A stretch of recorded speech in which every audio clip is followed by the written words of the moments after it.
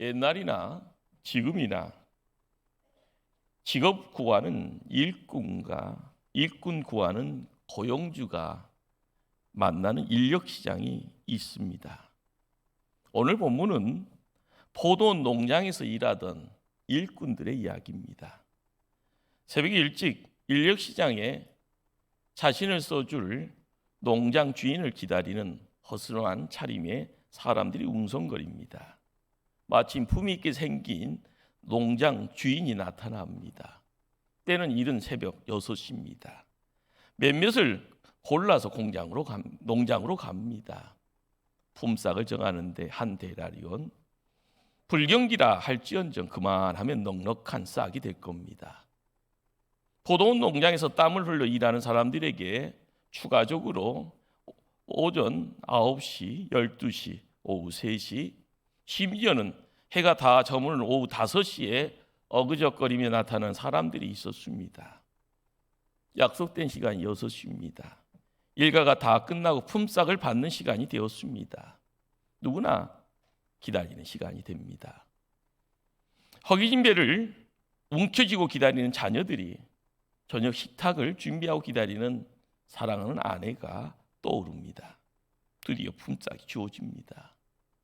제일 먼저 오후 5시 온 사람에게 한 데나리온의 하루 품삯을 줍니다.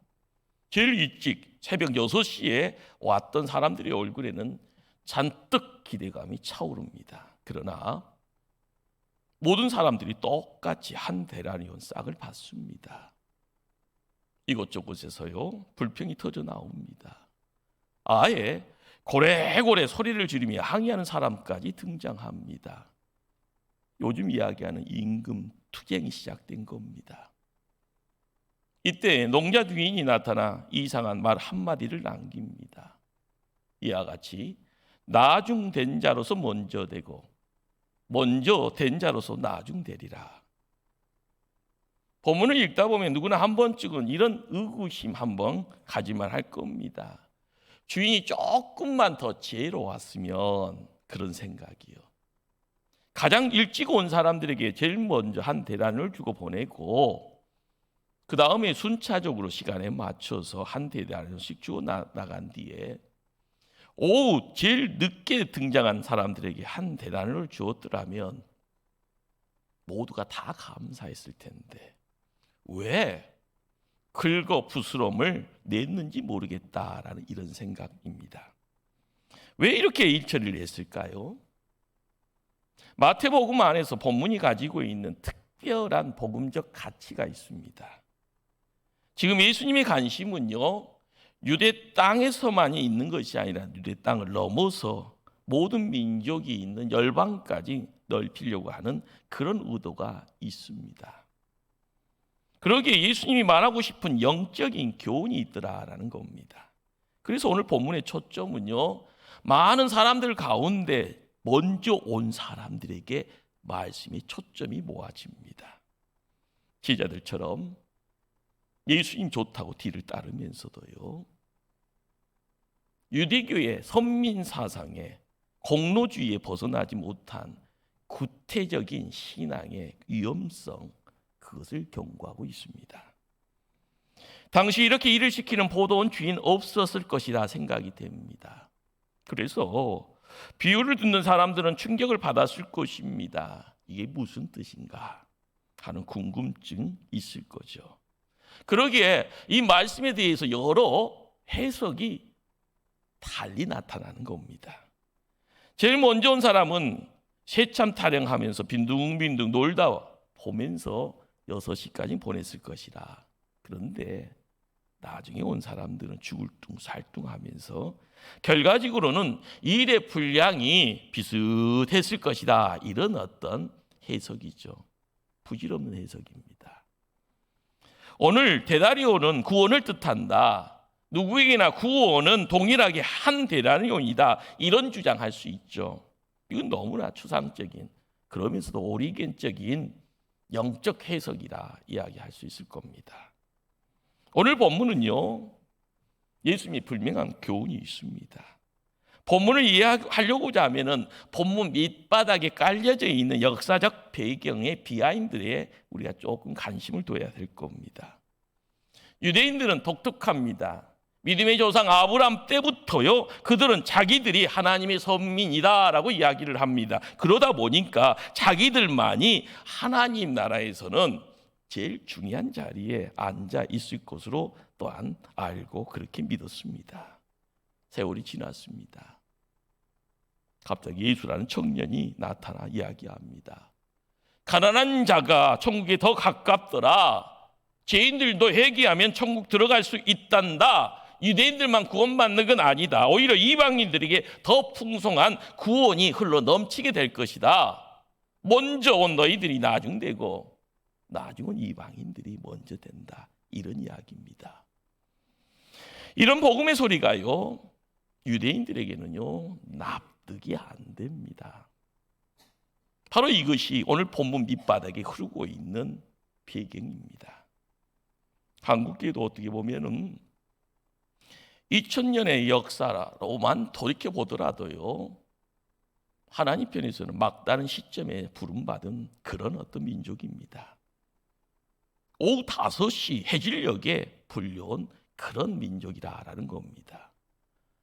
포도원 주인 되신 주님께서 우리에게 찾아오셔서 뭔가를 이루는 그 시간이 겨우 120년밖에 안 된 겁니다. 예수님이 우리를 만나서 무슨 말씀을 했을 것 같을까요? 너희는 어찌하여 종일토록 놀고 여기 서 있느냐? 우리는 무슨 말 합니까? 우리를 품고는 쓰는 이가 없어서 이렇습니다. 예수님 뭐라고 합니까? 너희도 포도원으로 들어가라. 지난날의 허송세월인 과거를요, 우리 주님 꼬치꼬치 묻지 않습니다. 포도원으로 들어가 일하라고 이야기합니다. 여기 포도원은 무엇인가? 하나님 나라 혹은요 지금의 주님의 몸된 교회를 의미합니다. 많은 사람들 모여서요 일을 하는데 한 사람은 포도를 땁니다. 한 사람은 바구니를 들고 담습니다. 어떤 사람은 나뭇가지를 붙들고 어떤 사람은 막대로 밑을 고여줍니다. 서로 협력하고요, 서로 세워주고요, 서로 돌봐주고요. 그렇게 일하는 아름다운 공동체, 거기가 바로 포도원 공동체, 바로 이 시대의 교회라 이야기도 큰 문제는 없을 겁니다. 천국의 대단히 오늘 준비하는 장소가 바로 그것이 되죠. 포도원에서 일꾼들 무슨 일을 했을까요? 가지를 쳐주는 가지치기를 합니다. 불필요한 나뭇가지를 잘라야만이 시간 지나면 풍성한 열매를 맺게 됩니다.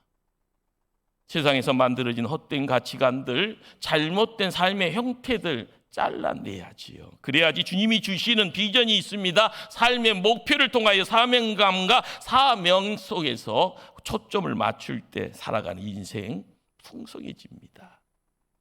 가지치기 내용이 거기에 숨겨 있습니다. 둘째는요, 받침째 세우는 일입니다. 열매 맺으면 가지가 힘을 잃어버리면 가지가 축 처지죠. 또 열매 맺은 가지들이 햇빛 받지 못하면은요 당도 높은 열매 맺을 수 없습니다. 그래서 가지를 받쳐주죠. 무슨 이야기일까요? 하나님 백성 되었으면 매일매일 성령의 임재를 통하여서요, 섬재의 임재를 통하여서 소망되어지는 그 모습이 매일매일 삶 속에서 나중은 영광스러운 열매를요 맺게 되어지는 그 변화의 시간이 찾아오는 겁니다. 셋째로 망대 만들기입니다. 열매가 잘 맺어진 그런 어떤 포도원에는 항상 못된 도둑들 그리고 못된 짐승들이 찾아옵니다. 막고자 망대를 세우는 겁니다. 마귀들이 우는 사자처럼 덤벼들잖아요. 이단들이 교회를 어지럽히려고요 교묘하게 침투하잖아요. 영적 전쟁터에서 승리할 수 있기 위해서는 망대 세워야 합니다. 그래야만이 주님의 몸된 공동체의 지체들이 지켜지는 겁니다. 거기에서 평안을 누릴 수 있는 겁니다. 넷째로는요, 수확하는 것. 열매를 따는 일을 합니다. 믿음의 결국이 뭡니까? 영혼 구원입니다. 못난 인생이 하나님 만났더니요, 길이 보여지고요, 못난 인생이 하나님 통하여서 이루는 세상 속에서 뭔가가 내 삶 속에 들어오면은요, 움직여지잖아요. 내가 움직여지는 그 자리에 기쁨이 있잖아요. 기쁨 때문에 찬송하는 것을 통하여서 하나님 앞에 하나님이 일을 감당하잖아요. 빛이 뭡니까? 생명을 이야기합니다.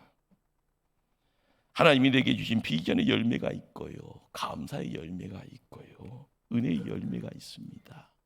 시간 지나면 잘 연그러져서 그걸 따서 주님께 드려지는, 거기에 아름다움이 있는 겁니다.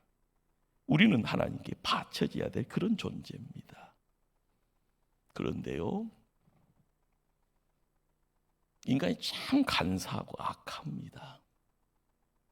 오늘 본문도 먼저 온 사람들이 모두 불평했다고 합니다.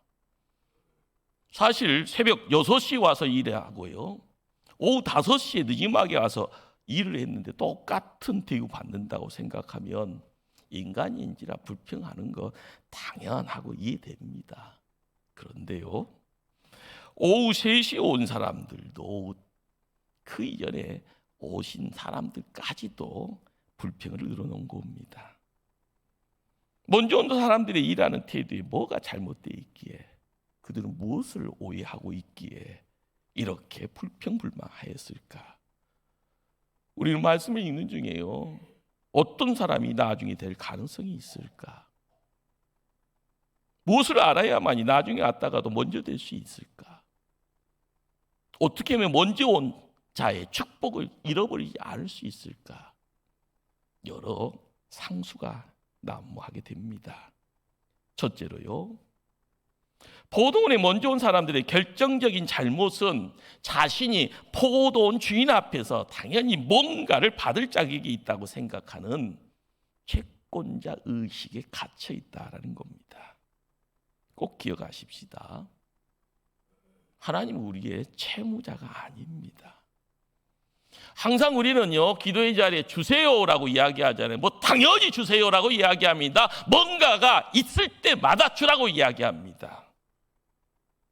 하나님이 우리에게 뭐 빚진 것 아닌데요, 그냥 당연히 뭔가를 주실 분으로 생각합니다.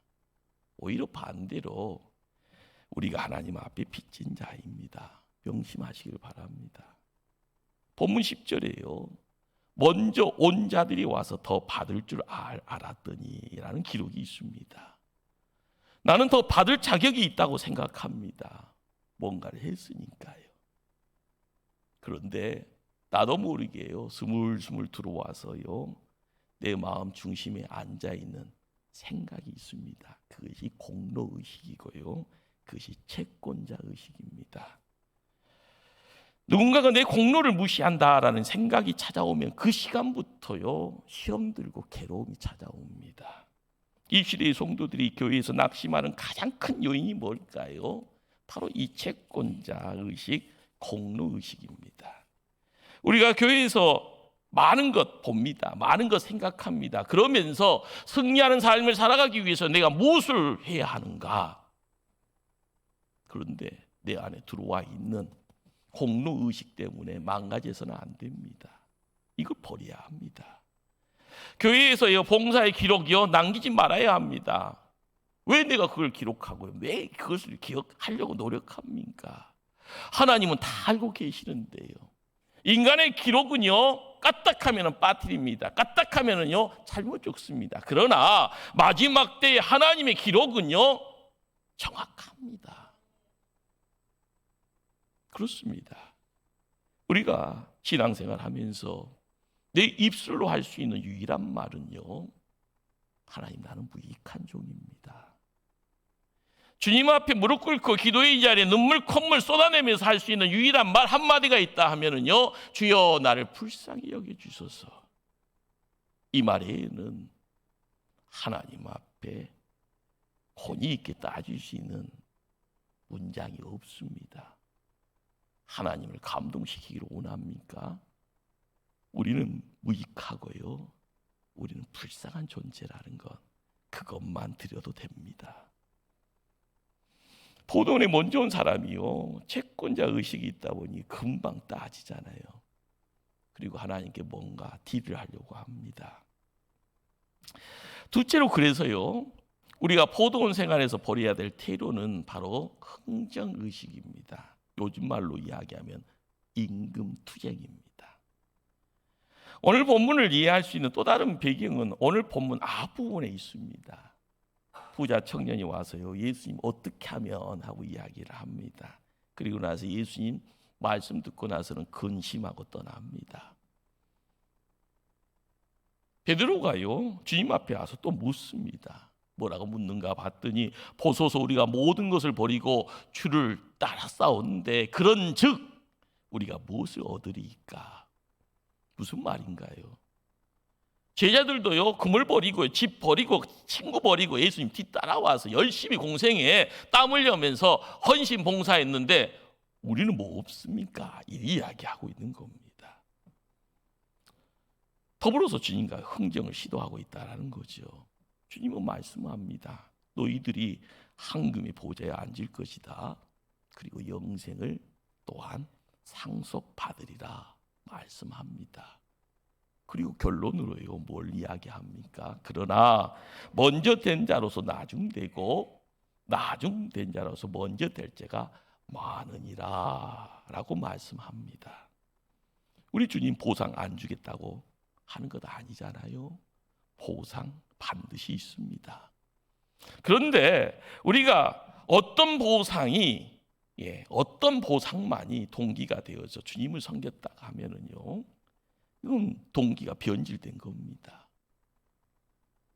하나님은요, 시간에 선우를 묻지 않습니다. 일하는 동기가 맑고 깨끗하냐를 묻는 겁니다. 우리 안에 진정한 감사가 있느냐, 참 기쁨이 있느냐를 묻는 겁니다. 일의 분량이 많다가 아니라 일의 질이 어떠하냐고 묻고 있습니다. 꼭 명심하시길 바랍니다. 포도원에서 일할 때마다 감사와 기쁨을 잃고 나면은요, 남는 것은 율법과 의무밖에 없습니다.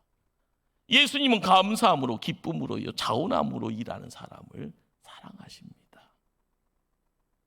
본문의 품꾼은 어떤 이들입니까? 당대의 가장 낮은 계층 흙수저들입니다. 품꾼이라는 말 그 자체가요, 하루 벌어서 하루 먹고 사는 사람들입니다. 로마의 식민지 지배받고 있으니요, 삶 자체가 악조건입니다. 일하지 않으면 저자식 굶어 죽을 수밖에 없습니다. 누군가에게 힘이 있어서 요청할 수 없어요. 부름 받지 못하면 할 말도 없습니다. 그런데도 이런 나를 불러준 것만으로 감사인데 불평이라니요. 자기 존재의 가치, 죄송합니다, 자신의 꼬라지를 망각해버린 겁니다. 이것이 우리의 모습이고요, 우리의 현주소가요, 주변이 바뀌었더라고, 주변이 좋은 세상이라고, 주변이 문화적으로요, 문명적으로요 선진국이라고 할지언정이요, 깨달아야 될 것은 우리의 현주소입니다. 오늘 밤 하나님이요, 끝났다 하고 부르시면은 여러분 어떻게 하려고 하십니까? 그냥 가야 되잖아요. 우리의 모습이 그 정도밖에 안 됩니다. 우리가 알아야 될 것은요, 어떤 상황과 어떤 위치 속에서도 하나님이 불러주시면 땡큐입니다. 그래서 감사합니다. 하나님이 나를 불러주셨네. 감사에 무슨 흥정을, 무슨 딜을 할 수 있습니까? 셋째로요, 포도원에 먼저 온 사람들의 오해는 바로 이웃과의 비교 의식입니다. 지금 사람들을 낙담케 하는 원인이 뭡니까? 아침 일찍 일꾼들을요, 함께 불러서 하루 종일 똑같은 일을 시키고 나서 똑같은 품삯 줬으면 아무 문제 없습니다. 그런데 문제는 늦게 온 사람들도 똑같이 대접하였다라는 데 있어서 나타나는 시기심, 비교의식이 거기에 있습니다. 그것 때문에 금가고요, 그것 때문에 불행해지고 그것 때문에 망합니다. 사랑하는 성도님들, 지금 여러분들은 어떤 형편에 처해 있습니까? 이 정도 하면 행복하다 생각할 때 자족입니다. 나는 행복한 사람이다. 지금 예배드리는 이 자리가요, 행복의 자리에 내가 서 있다 생각할 때 우리는 행복한 사람이 될 줄 압니다. 오늘 본문에 일찍 온 일꾼들은요, 남들과 비교하다가 행복과 복음의 본질을 잃어버리고 말았습니다. 지금 내가 경쟁의식과 비교의식 때문에 힘들어합니까?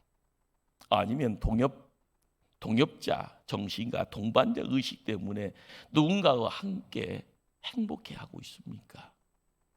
오늘 우리 교회가요, 가장 부족한 것이 있다고 하면 그것이 바로 함께 일하는 정신, 서로 인정하는 정신입니다. 기억하십시다. 보도는요, 지금의 교회를 말합니다. 그리고 교회는요, 하나님의 영적 가족의 모임입니다.